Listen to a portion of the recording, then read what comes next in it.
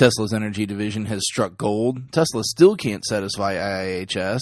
Oregon may add an EV incentive to their law books. Tesla stock took a hit this week. And all about the final delivery of my Model S. Here's Tesla Tidbits episode number 264 for July 6, 2017. In a super late-breaking story from the Sydney Morning Herald and a Tesla blog post, we start today's episode learning that Tesla Energy has won the contract in South Australia to build the world's largest energy storage installation. French company Neoen will combine an existing wind energy installation with a new solar installation to provide a 330-megawatt power source. Tesla's Power Pack installation is a 100-megawatt, 129-megawatt-hour solution. Premier Jay Weatherill said, quote, "Battery storage is the future of our national energy market, and the eyes of the world will be following our leadership in this space," end quote. Indeed. Tesla expects to complete the project before the year is out. This is a massive win for the energy division. Big congratulations go out to Tesla on landing this project. We head now to Teslarati, where the Model S can't seem to catch a break with the Insurance Institute for Highway Safety, better known as the IIHS. If you're unfamiliar with the IIHS, they're an independent organization funded by insurance companies that does crash testing to determine how likely someone is to be injured in an accident in a given vehicle. This in turn guides the insurance companies on how much they should charge for policies on that type of vehicle. The Model S failed to satisfy the company's criteria as a top safety pick plus earlier this year, thanks in part to a seatbelt issue that allowed the driver to move too much in a crash when testing the small overlap front test scenario. Tesla made adjustments following that failed test to correct the issue seen by the IIHS.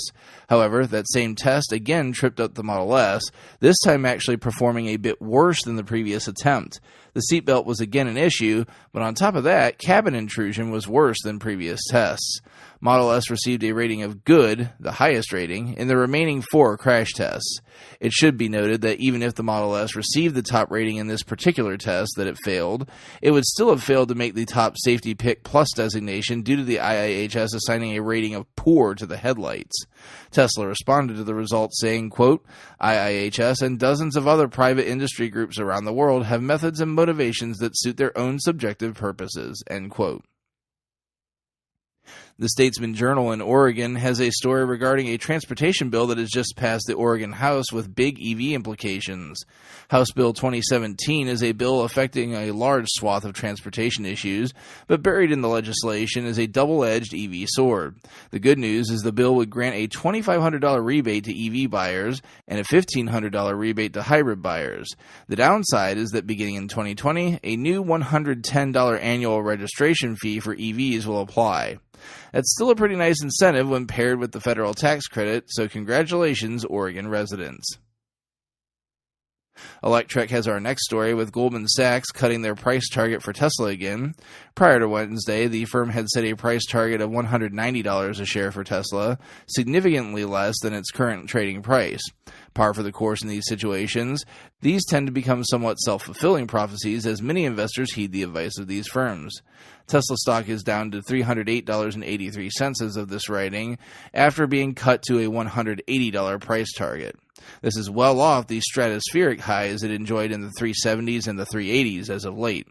David Tamburino, Goldman's Tesla analyst, cited plateauing demand for Model S and Model X, as well as Model 3 production ramp and margins disappointing. Quote, "We remain sell-rated on shares of Tesla where we see potential for downside as the Model 3 launch curve undershoots the company's production targets and as second half 17 margins likely disappoint.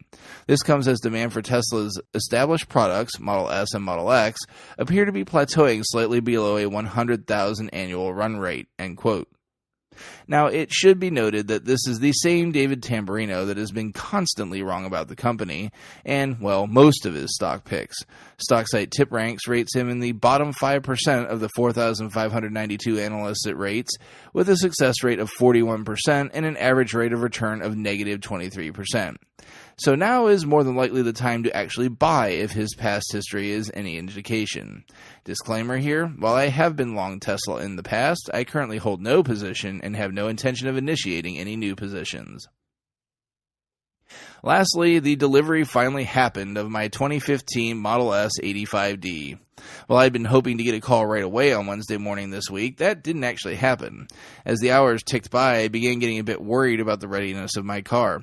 So I wrote an email to my delivery specialist at about 11:30 asking for the status and letting him know I actually had the ability to make it into the service center before closing at 6, since I'd previously had issues that would have made it difficult the entire week.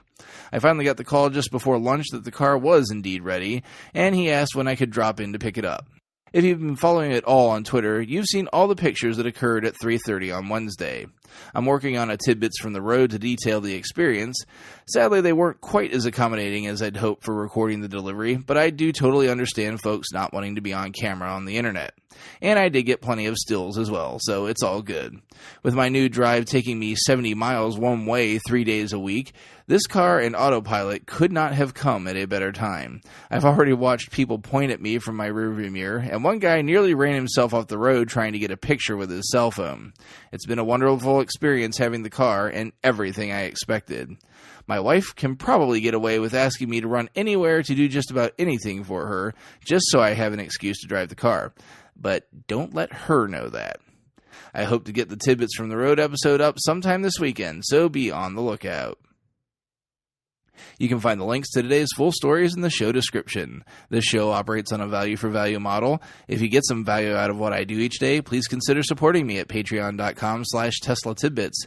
Thanks so much to super patrons John Walthour, Drew Schuyler, John Waller, Mark and Sarah Thomas, Ryan Scarborough, Lee Sweet, William Henry Crew III, and Dory Guberman. As I always say, if you got no extra scratch available, I do totally understand. Please show your love with positive feedback and subscriptions on YouTube, Apple Podcasts, and other services across the internet, or keep the show referral code in mind if you're in the market for a Tesla. That code is ts.la/JON4602, and it'll get you $1,000 off the car and free supercharging for the life of the vehicle. That's all for this week. If you have feedback for me, the best way to be heard is to tweet at Tesla Tidbits. I'll see you all back here again next week. Until then, keep it charged and hit the road.